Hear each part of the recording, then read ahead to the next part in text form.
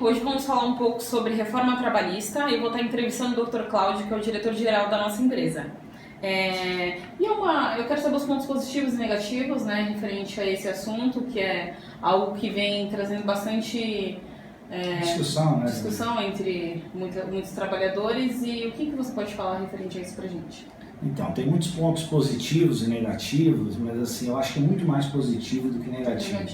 A Lei 13.467 de 2017 agora, que entra em vigor agora dia 13 de novembro de 2017, depois de uma vacatio legis de 120 dias, que é o normal após a promulgação para que ela entre em vigor, ela vem trazendo inúmeras alterações.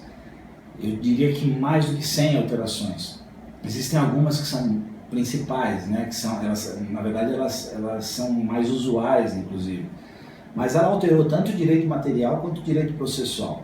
O direito material está mais ligado à questão do próprio direito do trabalhador mesmo, né, o direito, até mesmo o direito do empregador também, né, e o direito processual está mais ligado à questão do processo, à questão da responsabilidade e da forma como o advogado tem que atuar também nesses processos, né? E ela retira direito? Desculpa.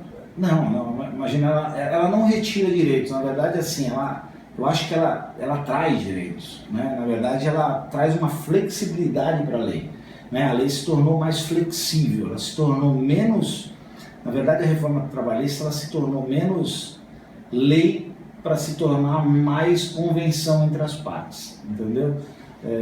Eu acho que ela veio muito a calhar, porque nesse momento de desemprego do país e tal, era necessário. Sem contar de que a nossa legislação trabalhista estava completamente obsoleta. Existiam coisas que não existiam e que precisavam ser legisladas. Relações de emprego que tinham que ser mudadas, situações mínimas que sejam, mas elas tinham que ser mudadas e estava tudo muito engessado, porque a gente tinha que ficar atrelado a uma CLT, né? Então, hoje tem a alteração e tem também a possibilidade de você fazer uma negociação direta com o empregador, né? O empregado com o empregador e vice-versa. Sim. E acaba com os sindicatos? Não, eu não diria que acaba com os sindicatos. Na verdade, ele acaba com o imposto sindical, né? Todo mês de março ali, as pessoas que têm filiação com o sindicato vão lembrar de que tem no seu olerite lá um desconto de um dia de trabalho que vai para o sindicato, né? Na verdade, o que acaba, eu acho que é o financiamento dos sindicatos, que era feito à torta e à direito, né? Na verdade, você financiava o sindicato, seus membros, os familiares dos membros do sindicato, que acabam pegando cargos de confiança, isso, aquilo, mas eu acho agora que o sindicato vai ter que trabalhar e mostrar para que veio, entendeu? Certo. Esse é um ponto de vista meu, mas assim, não é um ponto de vista de esquerda ou de direita, é um ponto de vista de um profissional que pouco viu, em que pese trabalhar na área do trabalhista também, mas na área empresarial, tanto pelo empregado quanto pelo empregador, pouco viu o trabalho de um sindicato no direito dos funcionários de uma forma geral. Né? Certo. E também foi muito divulgado referente a que o trabalhador virou um trabalho escravo. Isso é verdade? Não, isso daí na verdade isso é história de petista que tenta controlar a massa, né, para falar mal da reforma tributária. Eu não vejo nem um pouquinho desse jeito. Na verdade, ele trouxe muito mais condições de trabalho, muito mais oportunidade de emprego. E, bom, não precisa muito. Quem fala que não, é só demonstrar a própria lei. Eu acho que assim, isso vai demorar um tempinho, né? Vai demorar os seus 5, 10 anos para que a gente consiga ver o reflexo disso tudo. Eu tenho certeza que o reflexo vai ser positivo. Tenho certeza que ele vai ser positivo porque ele está trazendo muito mais chances do que eventualmente algum prejuízo que eu não consegui enxergar. Eu realmente não consegui enxergar ainda um prejuízo na legislação. Sim. E também é verdade que os países mais desenvolvidos eles têm mais leis trabalhistas? Não, pelo contrário. muito pelo contrário. Na verdade, eles têm a flexibilização das leis, que foi isso que eu já tinha até comentado, mas assim, a gente usa como parâmetro aí os Estados Unidos, o Canadá, a Austrália. Na verdade, quanto mais flexível a lei, mais condições de trabalho, mais possibilidades de rentabilidade, de rendimentos as pessoas têm. Na verdade, o empregador tem menos medo de pagar, ele pode negociar melhor com o seu empregado. Então, sinceramente, na verdade, assim, quanto mais subdesenvolvido o país, eu acho que mais leis ele tem, entendeu? Eu acho que a gente está no momento de dar um passo à frente. E referente à terceirização? Eu preferia te falar o seguinte: a terceirização ele é um ponto à parte da reforma tributária, muito embora venha no mesmo momento. Antes de falar de terceirização, eu acho que era importante a gente ressaltar de que houveram algumas mudanças na legislação que trouxeram para o mundo jurídico situações de garantia, né, para o empregado e para o empregador. E a terceirização começou a ser comentada demais quando ela, na verdade, ela já existia. Ela é uma lei de 74, a lei, salvo engano, a lei 6.019. Ela só foi ampliada, entendeu? Ela foi ampliada de forma que hoje todos os setores podem ser terceirizados, né? 90% dos setores podem ser terceirizados, mas com as mesmas garantias, deveres, obrigações do empregado que trabalha vinculado à empresa, entendeu? Então, eu não vejo tanta mudança assim. Ah, mas vem cá, a pessoa pode ser demitida e ser terceirizada? Cara, isso só pode acontecer se tiver um lapso de 18 meses. Então, assim, hoje um empregado meu, vamos dizer assim, eu tenho um empregado e ele é CLT, eu posso demitir ele e colocar ele, ou a gente pode fazer um acordo e ele entrar por uma terceirizada? Não, isso tem que acontecer, tem que ter um lapso entre a saída do empregado e a entrada dele novamente, um lapso de 18 meses. Então, não vai ferir ninguém, isso vai vir com novas situações. E ainda tem uma situação extra ainda na terceirização. Precisa ver se na hora de colocar ela, de implantar ela realmente, qual é a vantagem da empresa que contrata a terceirização, para saber se na verdade os encargos dela não vai aumentar. Sim. Então isso só na hora que a gente botar na prática mesmo a gente vai conseguir saber isso, né?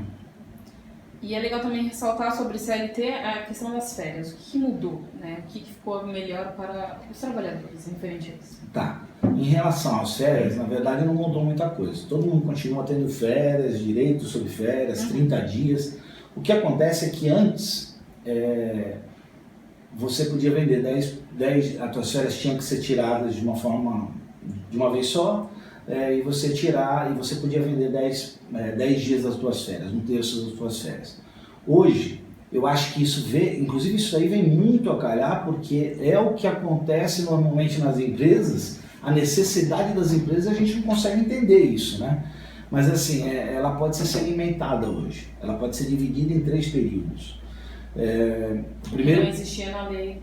O primeiro período, ele é de 14 dias, mínimo de 14 dias, e os outros 2 períodos, eles não podem ser menores do que 5 dias cada um, tá? Então, a única diferença é essa, não tem nada mais do que isso,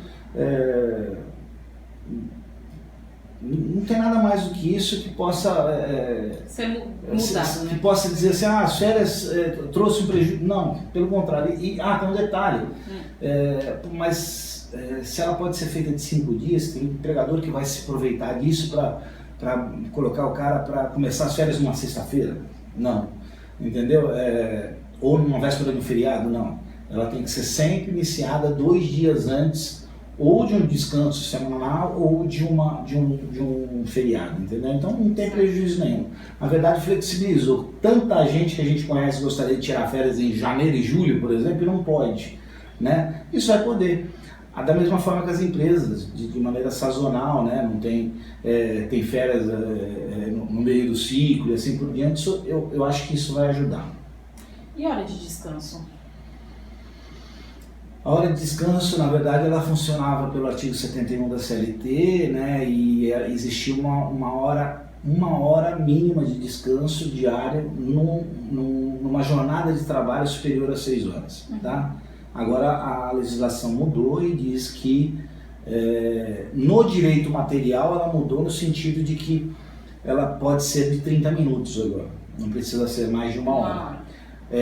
E no direito processual ela diz o seguinte: se for menor do que 30 minutos, antes o empregador podia ser condenado numa ação trabalhista a pagar a hora inteira, porque não concedeu a hora certa. Então às vezes o cara dava 45 minutos, 30 minutos, ele pagava 1 hora inteira porque ele cometeu a falha, né? Não, agora não. Agora se o cara teve 20 minutos, 15 minutos, ele vai ser condenado para ele pagar a diferença que falta para os 30 minutos. Né? Certo. E precisão a prazo. Rescisão. A rescisão, o prazo da rescisão, como é que funciona, né? As rescisões de contrato de trabalho, elas... É engraçado que assim, tudo podia ser rescindido, né? Engraçado, até o casamento podia terminar por acordo, né? E no direito do trabalho as partes não podiam fazer acordo para rescindir um contrato de trabalho. Ou era demitido, né? Ou era o cara que pedia demissão. Então agora a lei veio e trouxe uma inovação para dizer, olha, pode ser rescindido o contrato de trabalho agora por acordo mútuo. O que acontece? Antes, quando você demitia alguém, você pagava 40% sobre o fundo, você pagava a multa de 40% sobre o fundo, né? Você pagava aviso prévio e você pagava, você dava o seguro-desemprego para a pessoa. Tá? Hoje, o que acontece? Se você fizer um acordo com a pessoa, se as partes entrarem num acordo de demissão, você não paga mais o aviso prévio, você paga metade do aviso prévio, né? Você paga, ao invés de 40% sobre a multa do fundo de garantia, você paga 20% de multa. E o trabalhador que não tinha o direito de levantar o fundo de garantia, se pedisse demissão, ou levantava o fundo de garantia se fosse demitido, agora ele pode levantar 80% do seu saldo de fundo de garantia, saldo de conta vinculada em fundo de garantia, né? Então assim, isso só veio também para melhorar. Na verdade, isso veio para movimentar o mercado de alguma forma com o dinheiro do trabalhador, para dar um pouco mais de elemento e para também admitir o acordo, né? Que antes era inadmitido, né? Banco de horas. Banco de horas. Banco de horas também é uma inovação. O banco de horas ele funcionava da seguinte forma antes: você tinha que ter uma homologação perante o sindicato, entendeu? Hoje você não precisa mais da homologação perante o sindicato, ele pode ser um acordo individual de trabalho entre as partes, né? Só que ele tem que ser, ele é um acordo de 6 meses, de 6 em 6 meses ele tem que ser modificado. Mas ao invés de você trabalhar horas extras, você pode fazer um acordo de banco de horas, onde as partes melhor se ajeitem tudo que for melhor, né? Isso tem a ver também com questão de horas de trabalho? Precisa daquelas 42 horas semanais ou... A hora agora ela pode ser parcial, entendeu? O contrato de trabalho pode ser parcial. O contrato agora, é normal que o contrato de trabalho ele era assim, né? O contrato de 220 horas, ele era 44 horas semanais, 220 mensais, 44 semanais, 8 diárias. Né? O contrato de 180 horas, você tinha 6 horas diárias, né? E assim por diante. Então você tinha algumas travas. Agora você tem um contrato de 36 horas, você tem um contrato de 24 horas, né? Com ou sem hora extra. Então ele teve algumas modificações aonde isso é muito legal para aquela empresa que realmente não necessita que um funcionário trabalhe 44 horas por semana. De repente eu tenho uma atividade X dentro do meu nicho de trabalho, dentro da minha atividade de trabalho, que eu não necessito de uma pessoa 44 horas por semana. Então eu posso fazer um contrato parcial de trabalho com essa pessoa, onde eu vou pagar para ela por hora ou por diária, né? E sempre com os mesmos direitos dos demais. Mas isso é só contrato, isso não é... Não, ele é registrado. Registrado, só que com um parcial, né? Ele não é horário integral, ele é um contrato parcial de trabalho. Legal. Entendeu? Transporte de trabalho. O transporte de trabalho. O transporte de trabalho funciona assim. Em alguns casos, pela legislação antiga, você tinha empresas, por exemplo, que não tinham transporte público para determinado local. Então, o que ela fazia? Ela tinha o seu próprio transporte. Vou dar um exemplo, né? Você tinha o próprio transporte, então você passava pegando os funcionários, levava para a empresa, e assim como na hora da saída, pegava os funcionários e levava de volta. Isso era um risco para a empresa, porque em algumas ou em muitas demandas era se pleiteado o horário à disposição, entendeu? Então o funcionário pedia dizendo, olha, a partir do momento que eu entrei no ônibus eu estava à disposição da empresa. Lá. Então hoje já não existe isso, né? Então hoje o que vai ser considerado é a hora que o cara entra na empresa, entendeu? Então, não a hora que ele está em trânsito, entendeu? Então essa é a questão do transporte de trabalho que mudou para a nova lei. Né? Entendi. A empresa, você contrata a pessoa para determinados dias de trabalho, entendeu? E isso eu creio que vai ser muito utilizado em bares, restaurantes, essas coisas assim, porque ele vai dar a possibilidade de, naquele período sazonal, aquele período de final de semana, onde eu preciso de mais funcionários, isso e tal, ele ter a condição de eu fazer um contrato contigo, por exemplo, trabalhar sexta, sábado e domingo, entendeu? E eu tenho que ou te deixar à disposição para que você trabalhe comigo determinado dia, mas eu vou te chamar para trabalhar. A única imposição que a lei coloca é de que eu tenho que te chamar com o mínimo de 3 dias de antecipação. Se eu te chamar e você não vier, você me paga uma multa de 50% daquilo que você iria receber. Entendeu? Mas esse contrato é feito antes? É um contrato que vai ser feito. Eu vou contratar a pessoa já com essa condição. Olha, você vai trabalhar desta forma, você quer? E isso não traz uma exclusividade de trabalho. Você traz a condição de que a pessoa possa fazer a mesma coisa com outras pessoas. Tá? E eu posso chamar a pessoa 3 dias antes. Ela pode também falar, esse dia eu não vou poder ir, porque eu já tenho outro. Mas você tem uma relação de emprego, entendeu? Você tem uma relação de emprego. Na verdade, o que você está fazendo é trazendo o informal para a formalidade, entendeu? Porque antes isso já acontecia, outras pessoas a gente não conhece que isso acontece, né? Só que isso era feito de maneira informal. Agora a gente vai trazer para a formalidade, entendeu? Em questão de trabalho parcial? Na verdade, o contrato parcial é aquilo que a gente já tinha falado. A gente já tinha falado sobre a possibilidade de ter várias formas de 36 horas, 24 horas e tal. Trabalho autônomo, então é praticamente isso que a gente estava conversando também. Não. O trabalho autônomo ele pode até ser encarado de uma maneira diferente. Tem gente que pode confundir o trabalho autônomo com a terceirização. Na verdade, eles não têm nada a ver. Muito embora a gente tenha que pensar o seguinte, que nem terceirização, nem trabalho autônomo quer dizer que pejotização tenha sido aprovado pela lei. Pejotização é fraude e a gente tem que lembrar de que isso não pode existir. O que era a pejotização? Pejotização é aquele cara que tem um funcionário, aí ele demite o cara, exige que o cara abra uma empresa, uma MEI e tal, e ele começa a emitir nota para que a tributação da empresa seja menor e ele descaracterize a questão do vínculo empregatício. Tá? Isso não pode ser feito, isso é fraude.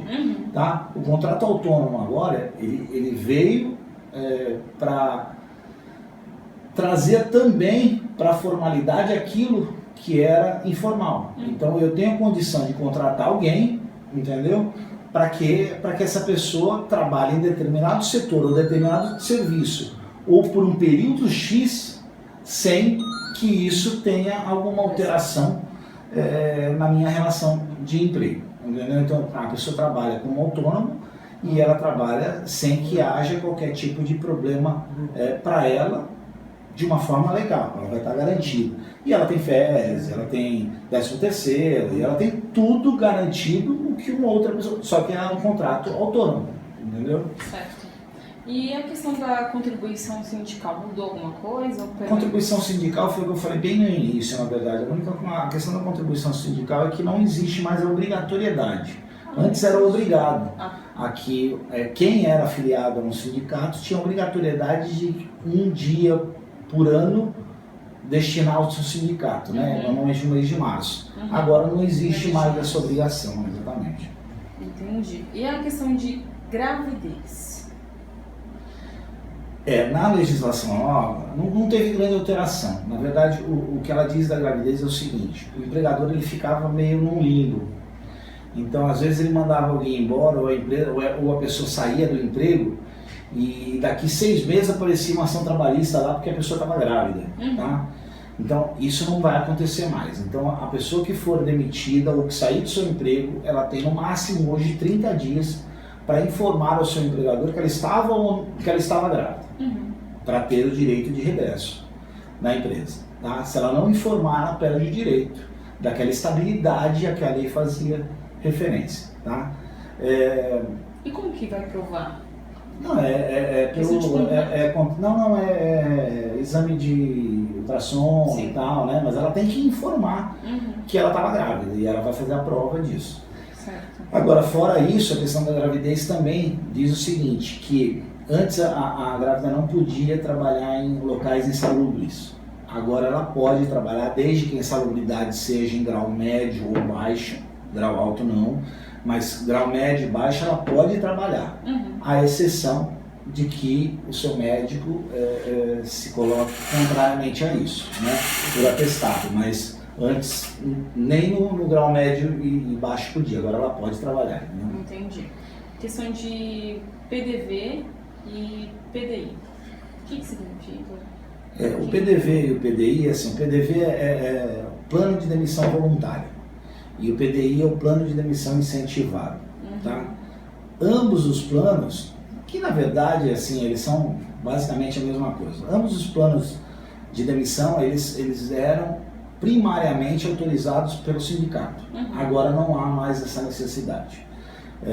A empresa pode criar o seu PDV, o seu PDI, e as pessoas que aderirem àquela condição, ao contrário do que acontecia na legislação anterior, as pessoas, mesmo autorizado pelo sindicato, a pessoa podia aderir e depois ir discutir na justiça do trabalho se aquilo tinha legalidade ou não, e às vezes ganhava algumas coisas. Hoje não. Se ela aderir, ela não discute mais aquela relação. Ela pode discutir o contrato de trabalho, mas ela não discute mais a questão da demissão. Entendi. Então isso é uma segurança para a empresa? Ou... Insegurança, você diz? Insegurança para a empresa. Não, hoje ela tornou, na verdade, uma segurança para a empresa. Porque, na verdade, ela traz para a empresa, não em malefício do empregado, mas, na verdade, em benefício à sua função social, a sua pré-existência, entendeu? A sua solução de continuidade.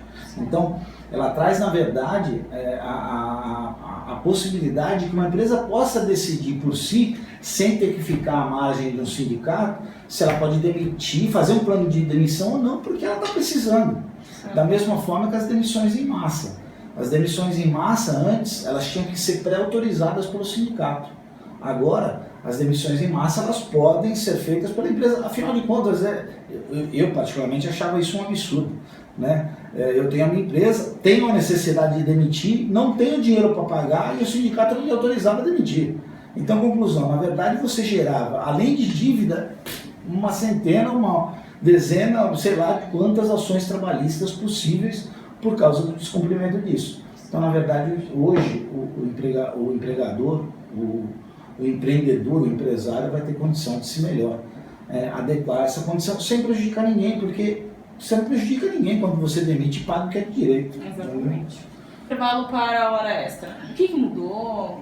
Tá, o intervalo para a hora extra, na verdade, eu particularmente acho que não mudou nada, né? Porque já acontecia isso. Antigamente, a gente fala antigamente como se fosse, ainda está em vigor, né? Vai alterar daqui a pouco, mas ele dizia o seguinte, que para você iniciar uma hora extra, você tinha que ter um intervalo de 15 minutos, entendeu? Agora ele diz o seguinte, o minuto posterior ao teu término de trabalho já é considerado como hora extra. Na verdade, para quem milita na área trabalhista e sabe que isso acontece, isso sempre foi assim, nunca foi descontado 15 minutos nem nada, a gente já sabe que já era contado. Então, na verdade, hoje foi colocado no papel o que já acontecia de fato. Certo. A questão de acordo salarial para pessoas com nível superior e que ganham acima de 2 vezes o teto do INSS. Isso daí também foi uma inovação. Na verdade, todos os funcionários, quando ele tem uma classe, uma categoria, eles estão restritos e adestritos àquela questão sindical, aquela convenção coletiva de trabalho. Hoje, os funcionários que tenham nível superior e ganhem 2 vezes o teto do INSS, isso a gente vai dar mais ou menos hoje, nos dias de hoje, mais ou menos R$11.000, eles não necessariamente vão estar restritos ou adstritos à CCT. Eles podem ter um acordo direto com o seu empregador e tirar eventuais direitos que a CCT daria para eles, entendeu? Até por uma questão lógica de que eles tenham um grau de salário e condição maior. Entendi. Em relação ao home office? O home office é uma necessidade. Você vê só que interessante, isso não era previsto, não existia legislação, não existia regulamentação para isso, e agora a legislação veio para admitir esse tipo de coisa. Ainda tem gente que fala mal. O home office hoje ele é uma realidade para muitas atividades, para muitos cargos, muitas funções, e ele veio regulamentar justamente aquela pessoa que trabalha em casa, e não tinha um regulamento específico. Então, hoje você pode trabalhar em casa desde que, através de um contrato de trabalho específico, você combine com o teu empregador que os custos daquela operação serão arcados com ele e vai fazer parte do teu contrato, tipo a luz, a água, o computador, a energia, enfim, o telefone. Então isso vai ser dividido, vai ser arcado pelo empregador, mas ele pode ser feito ali. Em relação mas eu tenho um funcionário meu que eu gostaria, que trabalha na minha empresa, mas eu gostaria que ele fosse trabalhar no home office a partir de agora. Com a entrada da lei em vigor, agora a partir de novembro, você pode fazer isso. Pode falar para o teu funcionário, olha, agora foi o seguinte, você começa a trabalhar em casa, a gente vai criar um contrato de trabalho home office, vamos ver quanto é que é o custo disso e tal, e você pode fazer essa alteração. E dá para fazer o contrário? Dá para fazer o contrário. O cara está trabalhando na home office, não está dando conta, você por algum motivo chegou à conclusão de que não valeu a pena, entendeu? O cara não está cumprindo a meta ou alguma coisa assim. Você pode retornar? Pode. A única coisa que você tem que fazer é o seguinte, dar um prazo de 15 dias para que ele retorne ao trabalho e passe a exercer o trabalho dele dentro da sede como acontecia antes. Entendeu? Então, e pode ser contratado também, contratos novos, o cara já começar inicialmente direto com o home office. Eu acho que essa é uma das maiores inovações, que tem uma das melhores inovações que tem. Isso é verdade. E eu acho que é isso. Bom, acho que é isso que a gente gostaria de estar passando para vocês. O vídeo ele ficou um pouco complexo, até porque o tema ele é complexo, E acho que é isso, Se tiver alguma dúvida, alguma sugestão, a gente fica à disposição em questão de comentários. E o doutor gostaria de dizer mais alguma coisa? Eu vou fazer umas considerações finais. Eu acho que assim, da mesma forma que mudou muito o aspecto do direito material, também mudou muito o aspecto do direito processual, e eu queria deixar aqui um alerta, tanto para empregadores quanto para empregados, assim como para os nossos colegas advogados, para que tenham um pouco de cuidado nas ações que venham a ser propostas, ou mesmo as que estão em andamento, porque o artigo 791 da CLT, 791A na verdade, ele trouxe a inovação a teor do que já acontecia no direito civil, ele trouxe a questão da sucumbência entre 5% e 15% sobre o valor da condenação, e se continuar acontecendo, que a gente sabe que acontecia muito no direito do trabalho, que assim, pede mais para conseguir o menos, então isso não pode mais acontecer. A questão de trabalhos antigos. Na verdade, os contratos antigos, eles com a entrada, com o início da vigência da nova lei, eles passam a formatação nova. Então, vou dar um exemplo bobo, né? Mas assim, os contratos em vigor, as férias podem ser concedidas da mesma forma, tem que ser concedidas da forma anterior ou da nova? Pode ser da nova, já pode ser de forma fracionada. Essa questão da sucumbência que eu estava mencionando é bastante importante, porque hoje, se o pedido for feito de uma forma irresponsável pelo colega, pelo advogado, ou de uma forma mentirosa pelo reclamante, ou de uma forma mentirosa pelo reclamado, a condenação em sucumbência pode ser revertida em função do valor da condenação, o que vai tirar direitos de um e de outro. E isso vai acabar abatendo dos eventuais créditos. Então, é um ponto que os colegas têm que tomar cuidado, é um ponto que as empresas e os reclamantes também têm que tomar cuidado. A gente tem alguns outros pontos que seriam importantes de se analisar e que eu ressaltaria, de que o salário agora, antes tudo integrava salário, né? Agora não é tudo que integra salário. O que integra salário é o que as partes resolverem por integração. Agora, bônus, prêmios, essas coisas não integram mais salário e não contam mais para a base de cálculo do INSS. Tá? Uma outra questão muito importante é de que as contabilidades têm que ficar atentas agora, porque tudo foi unificado em 10 dias. Tá? Então, existia um tempo para cada tipo de demissão ou rescisão de contrato. Tipo, você demitia a pessoa por justa causa, era 10 dias para pagamento. Se você demitia sem justa causa, você pagava em 10 dias. Então tinha uma série, eu pagava no dia seguinte, se a pessoa pagava um aviso prévio, era no dia seguinte ao último dia do aviso. Então tinha uma série de critérios. Hoje é 10 dias. Tudo unificado em 10 dias. Foi demitido, pediu demissão, 10 dias. Tá? Então a contabilidade tem que ficar atenta a isso para não ser inserida em algumas multas que podem trazer prejuízos. O último toque é o seguinte: existe aquela questão de 12 horas de trabalho? Não temos 12 horas de trabalho.